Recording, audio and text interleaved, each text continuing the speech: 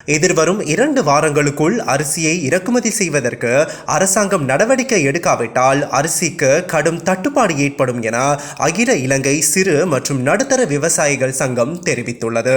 இந்த பிரச்சனையை தீர்ப்பதற்கு நீண்டகால வேலை திட்டத்தை தயாரிப்பது அரசாங்கத்தின் பொறுப்பாகும் என அதன் தலைவர் UK சேமசிங்க குறிப்பிட்டுள்ளார்.